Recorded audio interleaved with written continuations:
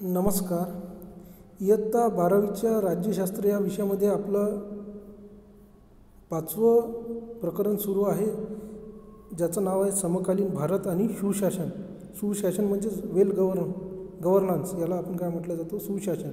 जसं आता आपण एखाद्या ऑफिसमध्ये गेलो, एखाद्या शासकीय कार्यालयात गेलो आणि तुम्हाला जर जन्माचा दाखला काढायचा असेल, आज आपल्याला माहीत आहे की 21व्या शतकामध्ये डिजिटल युग आलेलं आहे आणि या तंत्रज्ञानाच्या साहाय्याने सगळे कामं कसे झालेले आहे, सुलभ झालेले आहे.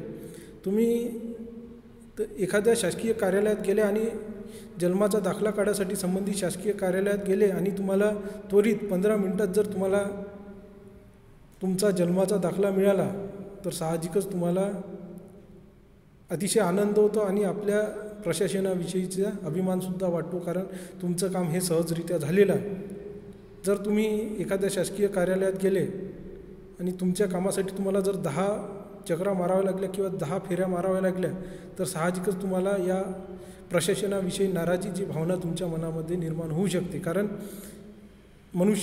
सामान्य मनुष्याचा या प्रशासकीय यंत्रणेशी अतिशय महत्त्वाचा संबंध असल्याचं आपल्याला दिसून येते ना. आपला वेळोवेळी, मग ते कॉलेजचं प्रशासन असो, शाळेचं प्रशासन असो की शासकीय प्रशासन असो, प्रत्येक गोष्टीशी आपला दैनंदिन जीवनात संबंध येतो आणि आपले कामे व्यवस्थित व्हावे यासाठीच ही व्यवस्था काय केलेली आहे, निर्माण केलेली आहे की सामान्य जनतेचे प्रश्न त्वरित सोडवावे यासाठीच ही यंत्रणा निर्माण केलेली आहे.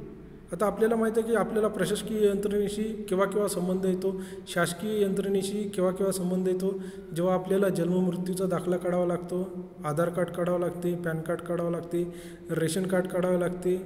त्याचबरोबर आपल्याला कधीकधी आपल्याला तक्रारीसुद्धा प्रशासनाला कराव्या लागतात. प्रशासन जर त्यांचं काम व्यवस्थित करत नसेल, नगर प्रशासन जर त्यांचं काम व्यवस्थित करत नसेल, तर आपल्याला तक्रारीसुद्धा कराव्या लागतात. जसे तुमच्या घरासमोरचा रस्ता जर व्यवस्थित बांधलेला नसेल किंवा रस्त्यात मोठमोठे गड्डे असेल, तर तुम्हाला नगर परिषदकडे किंवा ग्रामपंचायतीकडे तक्रार करावी लागते.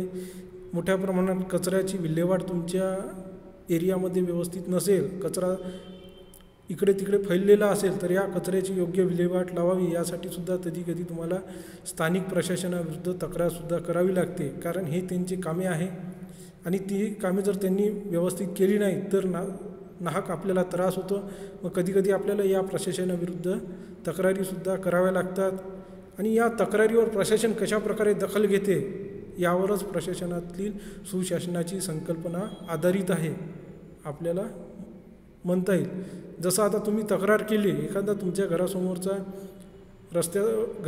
जो रस्ता आहे त्याच्यावर जर तिथे गड्डा पडलेला असेल किंवा रस्ता खराब झालेला असेल आणि तुम्ही तक्रार केली आणि वेळेच प्रशासनाचे माणसं येऊन त्यांनी जर तो रस्ता व्यवस्थित केला, तर आपल्याला योग्य प्रशासन आपलं काम व्यवस्थित करत आहे असं म्हणता येईल.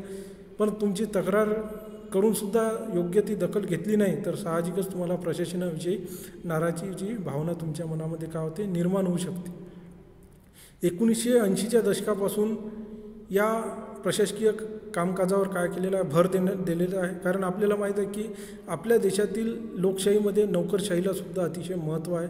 आपली शासकीय यंत्रणा बरीचशी नोकरशाहीवर अवलंबून आहे असं सुद्धा आपल्याला म्हणता येईल आणि म्हणूनच या नोकरशाहीमध्ये लोकप्रशासनाला काय अतिशय महत्त्व प्राप्त झालेलं आहे. म्हणूनच 1980पासून या प्रशासकीय संस्थांच्या कामगिरीवर काय केलेलं आहे, भर देण्यात आलेला आहे. त्यामध्ये प्रशासनाने योग्य प्रकारे कामगिरी करावी यासाठी उत्तरदायित्व, जबाबदारी, पारदर्शकता आणि नागरिकांचा अभिप्राय जाणून घेणे इत्यादी गोष्टी ही आज शासकीय कार्यालय काय केलेल्या आहे, बंधनकारक केलेल्या आहे. आज आपल्याला माहीत आहे की माहितीचा अधिकारासारखा कायदा हा आपल्या देशामध्ये लागू झालेला आहे. या कायद्यातून आपण प्रशासनाला त्यांच्या कामकाजाविषयीची माहिती मागवू शकतो आणि ती देणं ही त्यांची काय जबाबदारी आहे.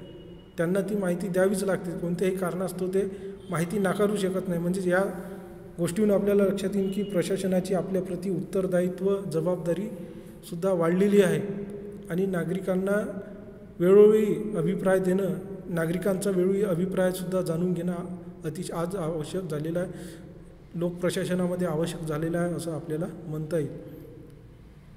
मागच्या वर्षी आपण 11वीमध्ये लोकप्रशासनाच्या युनिट हा आपल्याला अभ्यासाला होता आणि या युनिटमध्ये आपण लोकप्रशासनाची जी भूमिका अभ्यासली ती मर्यादित स्वरूपात होती. लोकप्रशासनाकडे मर्यादित भूमिकेतून पाहता ज्याला पोस्टकॉर्प या नावाने सुद्धा संबोधले जाते. मागच्या वर्षी जी आपल्याला लोकप्रशासनाची भूमिका अभ्यासाची होती ही मर्यादित स्वरूपाची होती. यावर्षी आपल्याला व्यापक स्वरूपात लोकप्रशासनाची भूमिका अभ्यासाची आहे. पारंपरिक लोकप्रशासनात शासनाची भूमिका कशा प्रकारे होती, पारंपरिक स्वरूपात लोकप्रशासन कशा प्रकारचं होतं आणि सध्या आता विकासभिमुख लोकप्रशासन कशा प्रकारचं झालेलं आहे आणि या प्रशासनामध्ये नागरिकांची काय भूमिका आहे या सगळ्या गोष्टींचा अभ्यास आपल्याला या युनिटमध्ये करायचा आहे. या युनिटमध्ये शासन संस्थेच्या संस्थेबरोबरच आपल्याला बिगर शासकीय घटक, स्वयंसेवी संस्था आणि लोकप्रशासनासाठी आवश्यक असणारे घटक किंवा सहाय्यकारी घटक या सगळ्यांचा अभ्यास आपल्याला या ठिकाणी करायचा आहे. सगळ्यांचा अभ्यास आपल्याला व्यापक स्वरूपात या ठिकाणी करायचा आहे. म्हणूनच लोकप्रशासन या घटकाचा आपल्याला व्यवस्थित आणि व्यापक स्वरूपात या ठिकाणी आपल्याला अभ्यास करायचा आहे. व्यापक दृष्टिकोनातून लोकप्रशासनाकडे आपल्याला या ठिकाणी बघायचं आहे. लोकप्रशासनात पूर्वी शासनाच्या किंवा 3 घटकांचा समावेश होत होता किंवा शासनाच्या 3 अंगांचाच यामध्ये समावेश होत होता असं म्हणता येईल, ज्यामध्ये कायदे मंडळ, कार्यकारी मंडळ आणि नोकरशाही यांचा समावेश होत होता.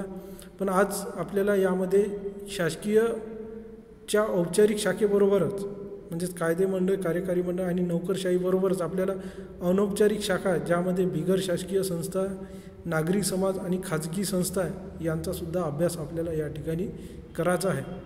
तर अशा प्रकारे या युनिटमध्ये आपण लोकप्रशासन ही संकल्पना अभ्यासली आहे. पुढच्या युनिटमध्ये आपल्याला या सुशासन संकल्पनेची उत्पत्ती आणि अर्थ आपल्याला अभ्यासाचा आहे.